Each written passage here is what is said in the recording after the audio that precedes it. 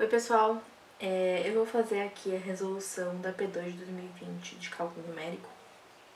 Antes de começar, só queria fazer algumas observações com relação à matéria da P2.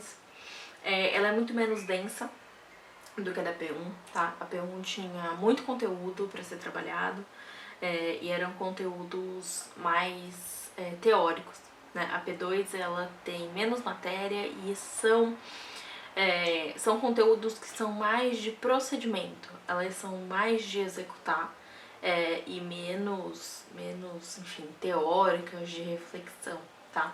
Então, nesse sentido, a matéria da P2 é um pouco menos pesada. Caso você tenha ficado aí assustado com a P1, a P2 é um pouquinho melhor. Bom, vamos lá então começar. A primeira matéria da P2 é a interpolação polinomial.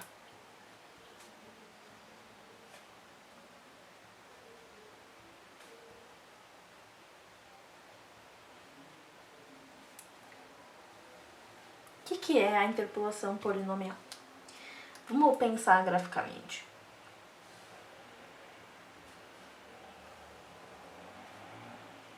Vamos supor o seguinte, tá? Eu tenho uma função aqui, f de x qualquer, e aí eu vou definir aí, sei lá, 3 pontos.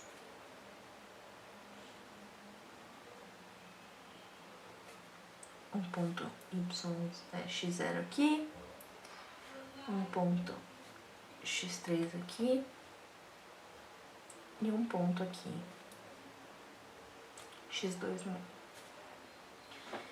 E eu conheço o valor da função em todos esses pontos, certo? Então eu tenho meu f de x0, meu f, e aqui eu pulei o x1, né? Tudo bem, a gente faz mais um ponto.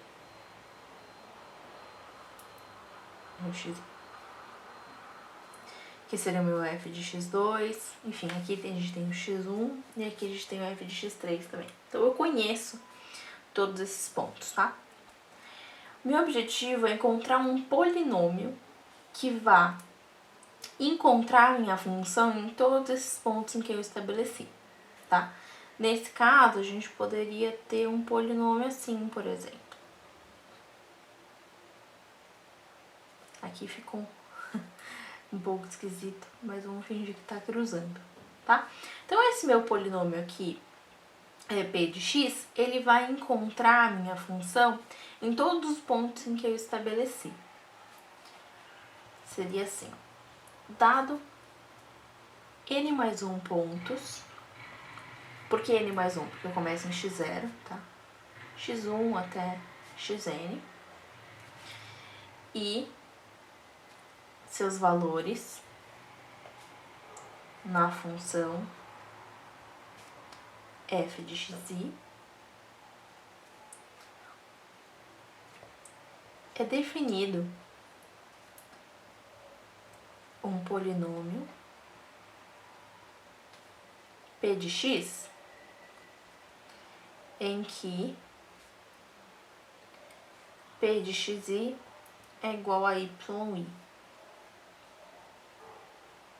para i igual a 0, 1, até n, tá? Então, eu vou ter um polinômio que vai encontrar minha função em todos os pontos em que eu escolhi. Esse polinômio eu vou chamar de polinômio interpolador.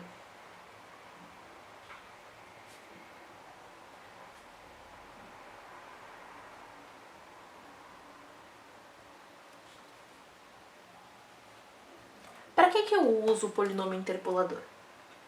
São casos em que a minha função f de x ela é conhecida e ela é muito difícil de se interpretar, né? Existem casos em que as funções elas não são lineares e elas têm formulações muito difíceis, de forma que para eu calcular o valor do meu f num ponto fica muito difícil.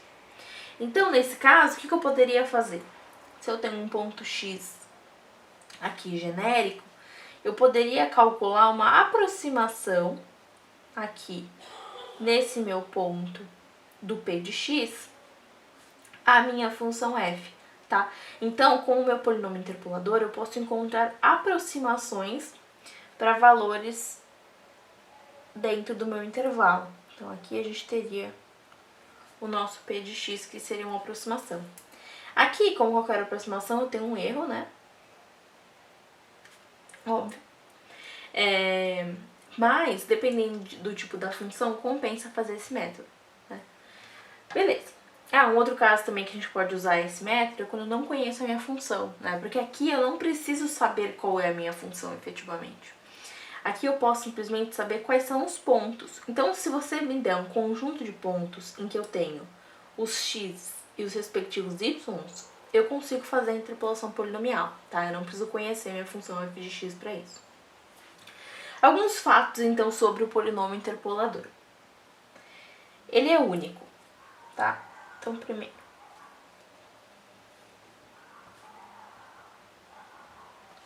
ou seja,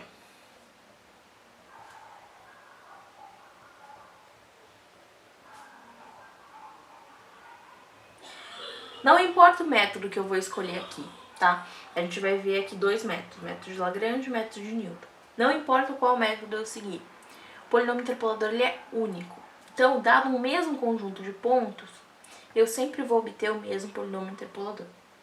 Então, a gente pode escolher o método conforme for mais conveniente, dependendo das informações que a gente tem. O segundo ponto é que ele não necessariamente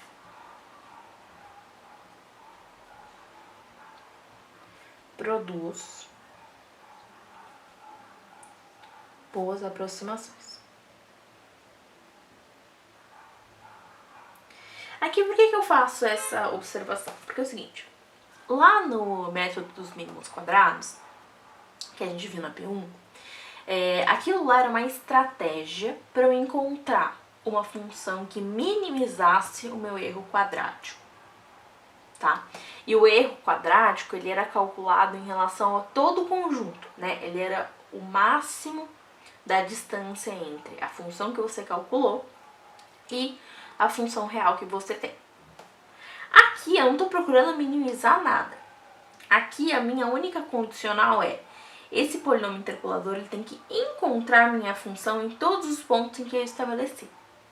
Então aqui eu não estou fazendo nenhuma métrica, não estou colocando nenhuma condição para fazer com que essa aproximação seja boa, tá? E aí, disso decorre que não necessariamente eu vou ter boas aproximações, e não necessariamente se eu aumentar o conjunto de pontos, eu vou ter uma aproximação melhor, tá? Principalmente no caso de funções não lineares, existem comportamentos que um polinômio nunca vai conseguir construir, tá? É óbvio, nunca vai conseguir construir num número factível de raízes, né? Assim, se você tem, por exemplo, um conjunto de 10 pontos num intervalo aqui, esse polinômio, a gente fez 3 pontos, certo? E já foi super difícil para a função ter que se encaixar nesses 3 pontos. Olha quantas curvas ela teve que fazer. Se eu tivesse 10 pontos, por exemplo, o que poderia acontecer é que meu polinômio ele vai ficando cada vez mais maluco, ele vai ficando cada vez mais oscilante, e aí o efeito que acontece é que no meio do intervalo a aproximação até fica um pouco melhor. Mas nos intervalos o erro aumenta muito, porque o polinômio ele tem um comportamento tão esquisito que ele fica muito, nos extremos ele acaba ficando muito oscilante, tá? Então, deixa eu pontuar isso aqui. O aumento na quantidade de pontos pode atrapalhar.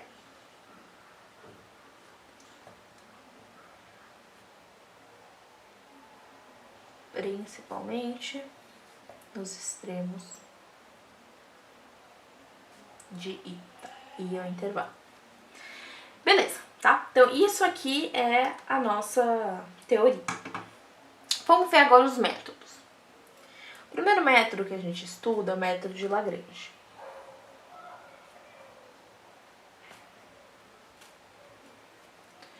método de Lagrange é o seguinte.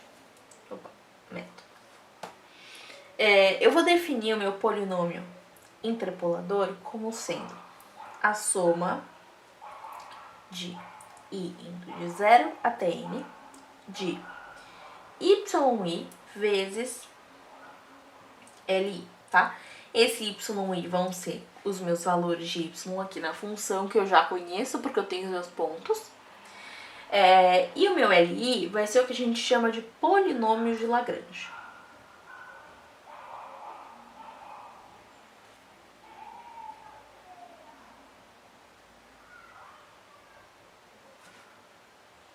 Como que eu defino esse polinômio de Lagrange? Vamos lá. Li vai ser igual ao produtório. Produtório, o símbolo é esse aqui. Produtório é a mesma coisa que somatório, né? Que é esse símbolo, só que para produto. Então, indo de j igual a 0, desde que j diferente de i até n, de x menos xj sobre xi menos xj, tá? Então, isso aqui vai ficar mais ou menos assim. X menos x0 vezes x menos x1. Taranã. Aí aqui a gente vai ter o x menos xi menos 1. E aí eu já vou pular para os xi mais 1, tá? Porque eu pulo aqui o meu j igual a i. Beleza, continuo até que eu chegue em x menos xn. Tudo isso sobre... Aí eu vou repetir a mesma coisa, mas em vez de x eu vou colocar o meu xi. Então, xi menos x0, xi menos x1, aí xi menos xi menos 1, xi menos xi mais 1, xi menos xz. Beleza. Então, isso aqui é meu polinômio de Lagrange. Importante observar que o meu polinômio de Lagrange em xi, ele vai ser igual a 1 se o meu j for igual a i, ou 0 se j for diferente de i, tá? Então, por isso que assim, dessa forma, eu garanto que o meu polinômio interpolador sempre vai ser igual a yi. O meu polinômio interpolador no ponto xi sempre vai ser igual a yi, tá? Por causa dessa propriedade. Beleza. Outras observações.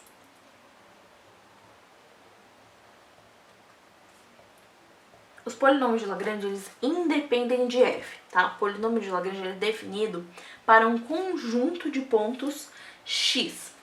Eu só coloco a minha função aqui quando eu vou calcular meu polinômio interpolador, porque eu preciso saber o valor ali y, tá? Mas aqui eu tô simplesmente calculando em cima de um conjunto de pontos x. Então, esses polinômios, eles independem de f, tá? Isso aqui às vezes acontece, você tem, por exemplo, duas funções diferentes, e você pode calcular o polinômio de Lagrange da mesma forma, porque elas trabalham sobre o mesmo conjunto de pontos. Outra coisa é que eles têm grau exatamente n, tá? Então, todos os polinômios de Lagrange, eles vão ter grau exatamente n. O polinômio interpolador pode ter um grau menor, porque aqui nesse somatório pode acontecer cancelamento e aí o grau pode cair. Mas os polinômios de Lagrange têm grau exatamente n, tá? Uma coisa que eu esqueci de falar aqui em cima é que esse polinômio interpolador, ele vai ter grau menor que igual que n, tá? Então o grau do polinômio interpolador sempre está em função da quantidade de pontos que você escolheu. Agora, o segundo método que a gente vai ver é o método de Newton.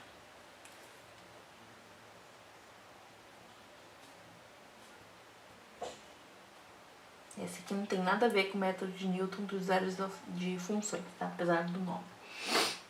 Então, vamos lá.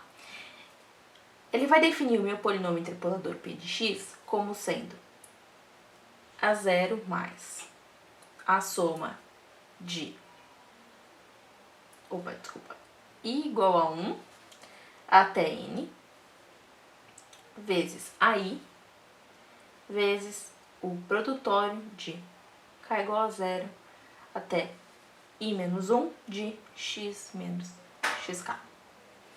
Tá? Em que os coeficientes AI são as diferenças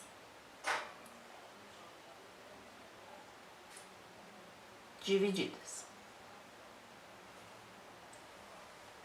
O que são essas diferenças divididas? Então vamos lá, mais fácil a gente explicar pela tabela. Então, a gente monta uma tabela de diferenças divididas. Como que ela é montada? Lembra a coluna? A gente coloca o X para facilitar a visualização. E aí aqui eu tenho primeira ordem, segunda ordem, e enfim, isso continua. Aqui, uma observação, tá? A gente denota as diferenças divididas por um F, tá? Aqui eu tento fazer um F um pouco mais diferente, porque eu acho que confunde com o F da função, né? Então eu procuro fazer um F um pouco mais diferente pra gente diferenciar o que é diferença dividida e o que é função, tá? Mas nos materiais a gente encontra normalmente aquele F normalzinho mesmo. Tá. Então o que é esse negócio de diferença dividida? Então vamos lá. Primeiro eu vou ter o meu x0. E qual é a diferença de primeira ordem do x0? Vai ser... Opa, fiz o F normal, mas tudo bem. De x0 é o próprio y0. Tá? No x1, a gente vai seguir a mesma lógica. Também é o y1. Agora, quando a gente for para a diferença de segunda ordem, que a gente vai ter aqui, então, xi e xi mais 1. Então aqui eu tô falando da diferença dividida de x0 e x1. Isso aqui vai ser igual a gente pega esse elemento daqui na diagonal, y1, menos esse elemento aqui na diagonal, y0, sobre, e aí a gente vai pegar os valores de x correspondentes. Então aqui, x1 menos x0. Aqui eu escrevi errado, mas é um y, tá? Então isso aqui é uma diferença dividida. Por quê? São duas diferenças em uma divisão, tá? Vai ficar mais claro se a gente continuar aqui. Se eu colocar mais um x aqui, x2, eu vou ter então a diferença dividida, a primeira aqui com y2, e aí eu vou poder continuar com x1, x2 vai ser igual a y2 menos y1 sobre x2 menos x1. E se eu quiser continuar? Diferença dividida de terceira ordem, né? Então, xi mais 1, xi mais 2. E a gente observa que essa de primeira ordem, eu não consigo continuar, né? Eu só posso ter duas, porque é sempre em relação a duas linhas diferentes. Então, para calcular esse daqui, eu vou ter que usar esse e esse. Para calcular esse daqui, eu vou ter que usar esse e esse, tá? Então, eu não consigo continuar. Sempre vai diminuindo o número de linhas conforme eu aumento as colunas. Aqui, como é que seria? x0, x1, x2. Isso aqui vai ser igual a diferença dividida entre x1 e x2 menos a diferença dividida entre x1 e x0, aqui não tá cabendo, mas tudo bem, sobre x2 menos x0, tá? Então, o que a gente fez aqui? A gente vai usar esse valor e esse valor, Então, sempre o primeiro é esse aqui da diagonal, menos esse aqui da mesma linha, dividido sobre, e aí eu tenho que voltar para o x, tá? Então, meu primeiro valor foi esse daqui. Aí eu volto tudo, qual é o último x? x2. Esse daqui, eu usei esse valor. Qual é o primeiro x? x0, tá? Então, sempre eu vou fazendo essa abertura. Beleza. Onde que tá aqui os meus coeficientes? Aí, vai ser o seguinte. A tua primeira linha vai formar os seus coeficientes, tá? Então, isso aqui é o teu A0, isso aqui é o teu A1, isso aqui é o teu A2, e aí você vai continuar conforme o número de pontos que você tem, tá? Se aqui tivesse um x3, a gente conseguiria calcular mais uma segunda ordem aqui, mais uma de terceira ordem aqui, e eu teria que criar uma quarta ordem, sempre assim, pegando a ordem anterior, um menos o outro, sobre a diferença dos x correspondentes, tá bom? Agora aqui, observações importantes sobre essas diferenças divididas. Primeiro, é a relação com a derivada.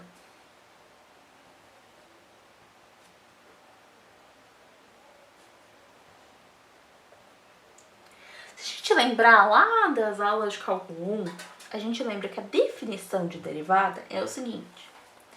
É o limite com Δx indo para zero de f de x mais Δx menos f de x sobre Δx. Ou seja, isso aqui é uma diferença dividida.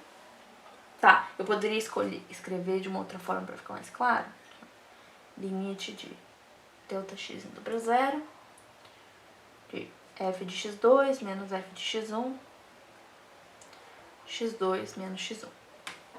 Tá? Então, isso aqui é uma diferença dividida. A definição da derivada é uma diferença dividida com o limite da diferença entre x2 e x1 indo para zero.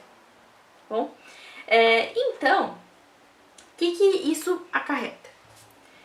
O enunciado, ele pode me dar, ao invés de me dar um conjunto de x e um conjunto correspondente de y, ele pode me dar um valor de uma derivada, por exemplo.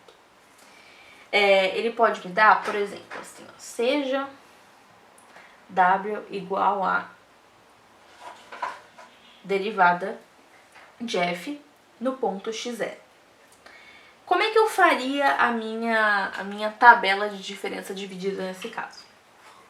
Eu tenho aqui o meu x, eu tenho uma diferença dividida de primeira ordem e a minha diferença dividida de segunda ordem. Nesse caso, ficaria o seguinte. Eu repito o meu x0 duas vezes. Aí aqui eu tenho y0 e y0. Por quê? Aqui, o que eu teria?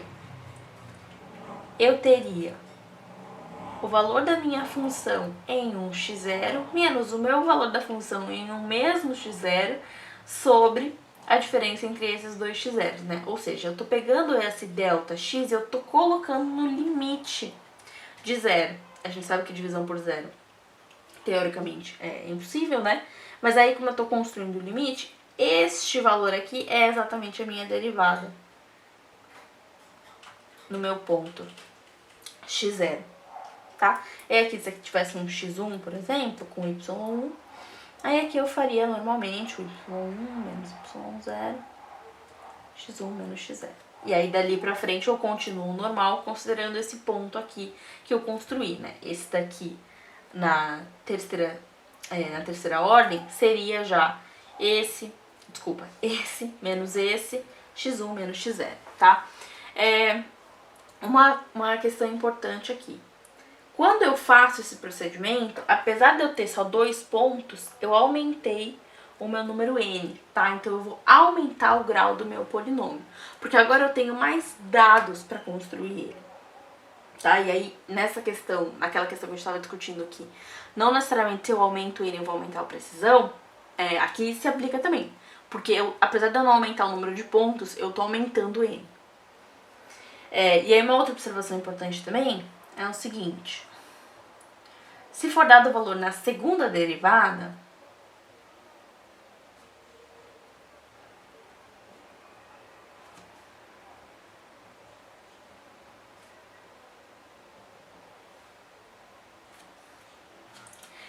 o ponto é repetido 3 vezes e é calculado a tua diferença dividida de x vai ser igual a f de a segunda derivada de f nesse ponto x sobre 2 fatorial, tá? Nossa, mas por que esse 2 fatorial? Por que ele apareceu aqui? Então, vamos discutir agora a relação disso tudo aqui com o teorema do valor médio.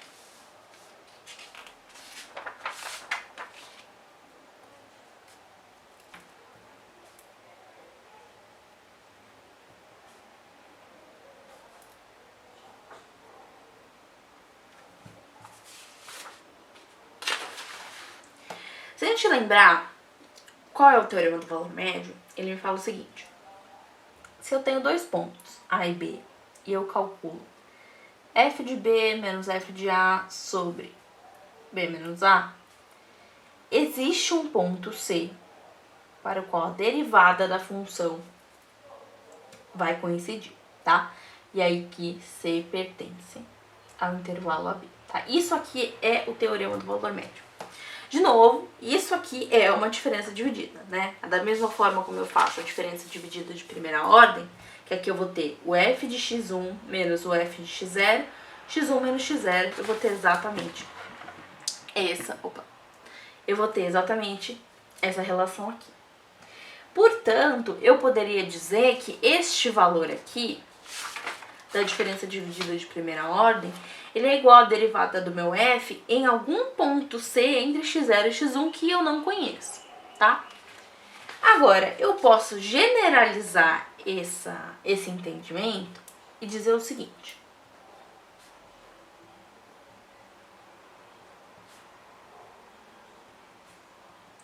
a diferença dividida de um conjunto de n pontos, aliás, n mais 1, né, porque eu estou partindo de x0, vai ser f, a derivada de enésima ordem de f em um ponto epsilon, dividido por n fatorial, tá? E o epsilon, obviamente, pertence ao intervalo. Tá? Isso aqui é bem importante, e aí já esclarece também essa questão aqui de se ele me dá o valor na segunda derivada, eu vou ter que calcular esse aqui, tá? Assim, as diferenças divididas, elas são um assunto bem amplo, bem denso. Mas, no tocante, assim, da prova, o que cai é mais você saber executar, montar a tabela de diferenças divididas. E essa questãozinha aqui da relação com a derivada, com o teorema do valor médio, também cai principalmente em questões teóricas, tá? Ou então esse jogo dele te dar a derivada e te pede algum valor aqui na tabela, ou para você formar um polinômio, enfim. Existe também um caso particular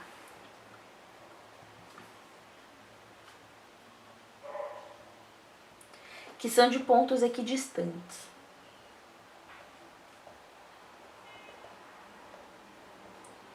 Porque aqui, mesmo no método de Lagrange, aqui eu estava dizendo sobre um conjunto de pontos completamente aleatórios, tá? Arbitrários, eles não tinham que ter nenhum tipo de distância entre si, eles podiam estar espaçados conforme você quisesse.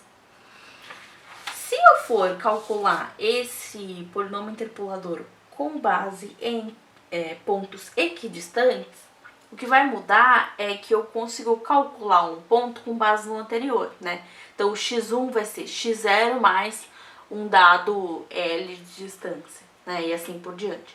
E aí, isso facilita um pouco na hora de você fazer a tabela de diferenças divididas. Agora, sim, não muda nada no método, tá? Você pode aplicar o método da mesma forma como tá aqui pra generalização, que vai estar no mesmo, tá? Então por isso eu não vou passar aqui, até porque não teve nenhuma questão envolvendo esse caso particular na prova. Mas é exatamente a mesma coisa. Você só leva em consideração que você consegue calcular um ponto em relação ao outro. E aí você tem uma tabelinha, enfim, com as fórmulas específicas, mas é a mesma coisa e dá pra deduzir também. Beleza. Então agora falando de tudo isso, vamos discutir erro. Tá? Falei que o erro pode aumentar com a quantidade de pontos. Falei que existe um erro, mas como é que a gente calcula esse erro? Então, erro na interpolação.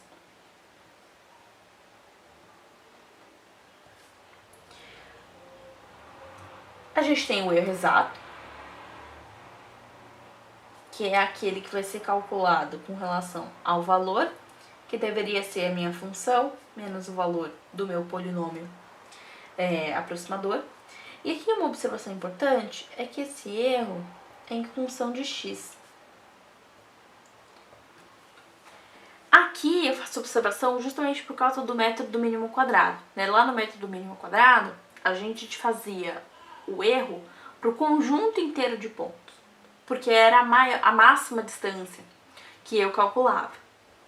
Aqui eu vou ter um erro definido para cada ponto do meu intervalo, tá?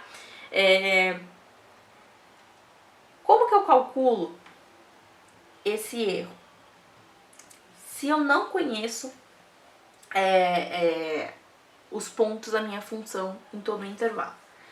Bom, para você fazer isso, você precisa saber a derivada da tua função na enésima mais 1 ordem. Isso é um complicador. Primeiro porque nem sempre você conhece a sua função f. Depois que nem sempre a tua função f ela é simples de ser derivada até a enésima mais 1 ordem, tá? Mas o erro ele fica assim. Então o erro ele vai ser igual a x menos x0 vezes x menos x1, continua até x menos xn, vezes a derivada de f na enésima ordem, mais 1, em um dado epsilon, isso aqui também é módulo, sobre n mais 1 fatorial, tá? Esse cálculo, ele deriva dessa proposição aqui, mas enfim, a demonstração disso é meio complicada. Não vem ao caso. O importante é que o erro ele vai ser igual a isso aqui, beleza. Às vezes acontece de você não conhecer a tua função f e você não conseguir derivar ela. Então, ele pode te dar uma estimativa baseada no valor máximo da função derivada na ordem de n mais 1 de f no x dentro do intervalo que você está considerando, tá? Então, o que pode acontecer? Ele te dá esse m, esse valor máximo, ou então ele te dá efetivamente a função, e aí você tem um conjunto pequeno de pontos, você consegue derivar a tua função até essa ordem e calcular esse valor máximo. Por que é importante essa estimativa? Porque aí eu consigo calcular o que a gente sempre faz em cálculo numérico, que é o meu limitante superior para o erro.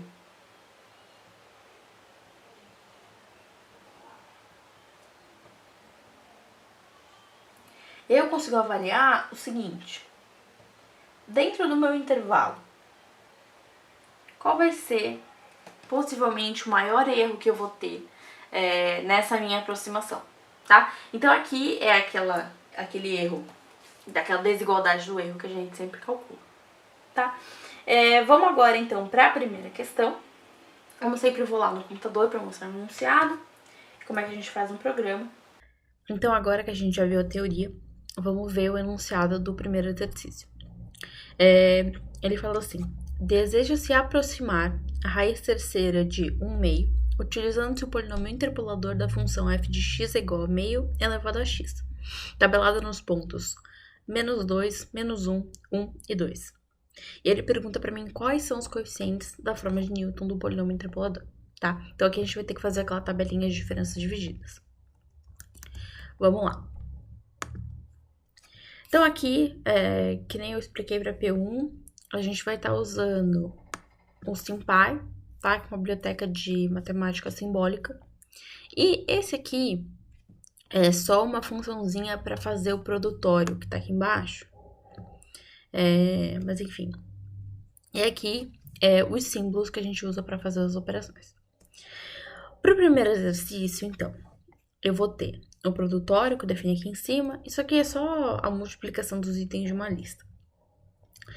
E aí, aqui eu vou ter a minha função que calcula a tabela de diferenças divididas, tá? Essa tabela, ela vai estar em função dos pontos em que a minha função está tabelada e dos valores da função nesses pontos, tá? O processo dessa função é o seguinte. Ele vai definir a primeira coluna como os valores de x, né? Os valores dos pontos. A segunda coluna como sendo os valores de y, né? Então, a primeira diferença dividida, que é igual ao valor da função naquele ponto. E aí, depois da segunda coluna em diante, ele vai calcular aquele jeitinho que a gente aprendeu, então fazendo a diferença dividida. Então, aqui, ele vai pegar o elemento que tá na coluna anterior e na linha de baixo, menos o elemento da coluna anterior na mesma linha. Tudo isso vai estar dividido pelo x do primeiro elemento que eu puxei, menos o x da minha linha, tá? Esse x do primeiro elemento que eu puxei, ele vai ser dado por i mais j menos 1, tá? Com relação ali às notações da minha matriz. Ele só coloca aqui, então, um caractere O qualquer, só para identificar aquelas linhas em que eu não calculo a diferença dividida, né? Que a gente vê que o número de linhas vai diminuindo ao longo das colunas. E aí eu tenho aí a minha tabela de diferenças divididas. O que eu faço com isso? Então, aqui eu tenho a função que, de fato, calcula o polinômio na forma de Newton. Esse polinômio aqui, ele vai puxar essa função que calcula a tabela de diferenças divididas. E aí ele vai definir que os coeficientes são o quê? São aqueles elementos que estão na primeira linha da minha tabela, né? É o que a gente viu. Então, a tabela de diferenças divididas, eu vou pegar a primeira linha.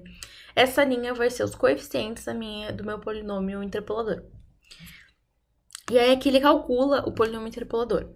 Então, o primeiro coeficiente, que seria o A0, mais, e aí aquele somatório, que vai ter o coeficiente J, então, que a gente colocou na notação lá, AI, vezes o produtório daqueles elementos x menos o ponto, né? Até o elemento J, tá? E aí ele vai simplificar esse P para fazer um polinômio fechadinho. E é isso a minha função. Aqui, então, eu tenho definido os parâmetros enunciados. Qual é a minha função f? Vai ser essa função aqui é só para denotar fração, tá? Então, é 1 sobre 2 elevado a x.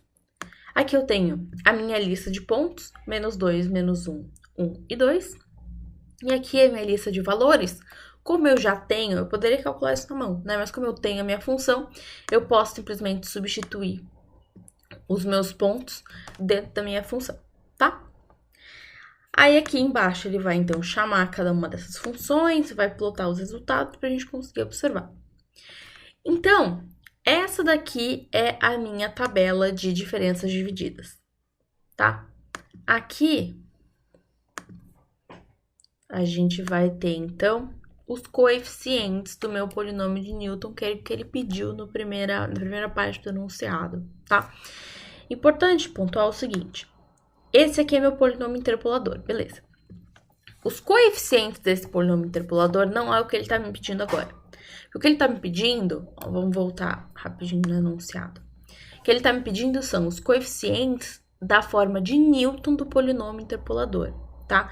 Por que isso é importante? Porque aqui ele tá pedindo para mim esses coeficientes de cima, que vieram da tabela de diferenças divididas, tá? Não os coeficientes do polinômio de fato. Esses coeficientes aqui, eu calculo fazendo toda a simplificação, multiplicando todos aqueles produtórios, fazendo toda ali a multiplicação e a soma para ver o que de fato é a multiplicação. Não é isso que ele está pedindo para mim. Ele está pedindo só a primeira linha da minha tabela de diferenças divididas, tá? Então, aqui a resposta é 4 menos 2, 5 sobre 12, menos 1 sobre 16, que é essa alternativa aqui.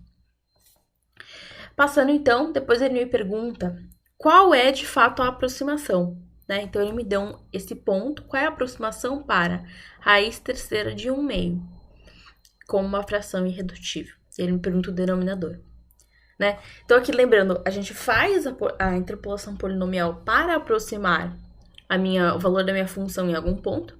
E esse ponto, no caso, aí a gente tem que entender, né? Que dado que a função que ele me deu é meio elevado a x, e ele quer a raiz terceira de meio, então o meu x é 1/3, tá? Então, ele quer que eu pegue o meu polinômio interpolador, que eu acabei de construir, e calcule a aproximação, então o valor desse polinômio nesse ponto 1/3. Então, isso que a gente vai fazer, eu vou calcular aqui a minha aproximação sobre o ponto. Esse ponto é 1/3, e aí eu vou só pegar o polinômio que eu acabei de calcular e substituir o x nesse ponto, tá? Essa função aqui é só para simplificar, deixar na forma de fração irredutível que ele pediu. E aí aqui eu tenho aqui o 41 sobre 54. Né? Então, a resposta dessa questão é 54, que é o denominador da minha função. Por último, ele pede para mim a estimativa do erro. A estimativa do erro, a gente calcula com aquela fórmula, né? De limite superior, que vai pegar todo o produtório de x menos cada um dos pontos tabelados, vezes o maior valor da derivada da minha função em n mais uma ordem dentro do meu intervalo, tá? Então, aqui como que a gente calcula isso? Primeiro eu defino o meu intervalo, né? Então, o A, que é o extremo esquerdo, vai ser o primeiro ponto, e o B, que é o extremo direito, vai ser o último ponto. Aí eu vou definir qual é essa minha derivada na n mais uma ordem. Eu vou derivar a minha função f n mais uma vezes. E eu vou calcular, então, o máximo valor dessa minha derivada dentro do intervalo AB. Essa função aqui, que eu usei para calcular o máximo valor da função, eu acho que eu cheguei a explicar ela na P1, mas vou explicar de novo, né? E aí, qual é aqui a minha ideia de fazer uma função? Talvez tenha, talvez não, com certeza tenha alguma biblioteca, uma função que calcula o máximo de uma função no intervalo, tá? Mas eu acho que em cálculo numérico é importante a gente construir as próprias funções, porque isso ajuda não só você a entender melhor o que está acontecendo, mas também se você precisar alterar algum parâmetro no processo, você sabe onde e como fazer isso, né? É bem comum nas questões de cálculo numérico, ele não pedir para você executar o processo pura e simplesmente, né? Ele pede para você... É que essa questão, ela é um caso particular, né? Que, de fato, a gente só tá precisando executar o processo. Mas é muito comum em questões em que você tem que, sei lá, mudar alguma coisinha ali no meio, né? E aí, se você tem funções prontas que você não entende o que tá acontecendo ali no meio, ou calculadoras prontas, por exemplo, você não tem essa habilidade de alterar os processos, tá? E aí, então, essa função, ela é muito simples, né? Ela é aquela ideia clássica de você calcular o máximo valor de uma função no intervalo. Ele vai derivar a função, achar as raízes dessa derivada, e aí vai testar o valor da função em cada raiz e nos extremos, e ver qual é o maior. Simples assim. Beleza. Depois disso, eu vou pegar o meu produtório, né, do x menos cada um dos pontos, esses elementos, e aí eu vou ter o meu limitante superior, né, que vai ser esse produtório, vezes o máximo valor da derivada, dividido pelo fatorial de n mais 1, esse aqui. E aí ele vai plotar tudo isso para mim. Então, qual é o limitante superior do erro em x? Lembrando que o erro na interpolação polinomial, ele é dado em função de x. Então, o limitante superior, ele também vai ser dado em função de x, tá? Eu não tenho um limitante superior para o intervalo inteiro, como eu tinha, por exemplo, no método dos mínimos quadrados. Aqui eu tenho em função de x. Então, ele vai me dar o limitante superior em x, depois ele pega esse limitante superior que eu acabei de calcular, substitui o x por p, para saber qual é o limitante do erro em p. Calcula isso em decimal e depois calcula o erro real, dado que eu tenho a função, né? Se eu não tivesse a função, eu não teria como calcular o erro real. Beleza. Então, aqui eu tenho todos os resultados. O valor que a gente precisa de fato é esse aqui, né? O limitante superior do erro em P em decimal, que é o que ele pede para mim. Então, esse valor aqui deu 0.132994141. E aí, a resposta, voltando lá, essa aqui que tá aqui embaixo, né? Que é a segunda alternativa. Entre 13.299.140 e 13.299.142, tá bom? Aqui ele só mostra como que era para resolver o exercício, a tabela de diferenças divididas, todo o processo de calcular o polinômio e depois o módulo do erro da interpolação polinomial. E aqui só uma última coisa que eu esqueci de comentar, que são os gráficos. Eles não são necessários para resolver o exercício nem nada, é só para ter uma ideia melhor do que está acontecendo. Na linha azul está a função f, né, então meio elevado a x, e a linha vermelha tá o polinômio p, polinômio interpolador, que a gente achou lá pelo método de Newton, tá? A gente consegue ver que são linhas diferentes, né? Eu consigo enxergar a linha azul e consigo enxergar a linha vermelha. Elas não estão completamente sobrepostas, mas a gente vê que tá tudo muito próximo, né? O erro ali, ele é pequeno. Inclusive, o erro, eu acho que eu não falei. O erro real que a gente achou no ponto P, que era 1/3, foi 0.0344. Tá bem menor do que o meu limite superior, em outra ordem, inclusive. E aí, aqui, deixa eu ver se dá. Vou tentar ampliar aqui para ver se dá para enxergar melhor. O que a gente tem, né? Quais foram os pontos que a gente usou para interpolar essa função? O -2 aqui, o -1 aqui, o 1 aqui e o 2 aqui, né? E a gente consegue ver que, logicamente, o meu polinômio interpolador vai encontrar minha função nesses pontos, né? Então, quando eu chego aqui nesses pontos, -2, -1, 1 e o 2, você vê que eu não enxergo a linha azul, né? A linha vermelha, ela vai sobrepor completamente. E aí, ela dá um errinho, e aí ela volta a convergir no próximo ponto, né? Isso fica bem claro ali no intervalo -1 até o 1, que ali no -1 ele encontra, aí vai lá, dá uma distância, estabelece o erro e encontra no 1 de novo. Mesma coisa nos dois intervalos, né? Então ela faz esse movimento, tá? Então isso é a definição de fato de um polinômio interpolador.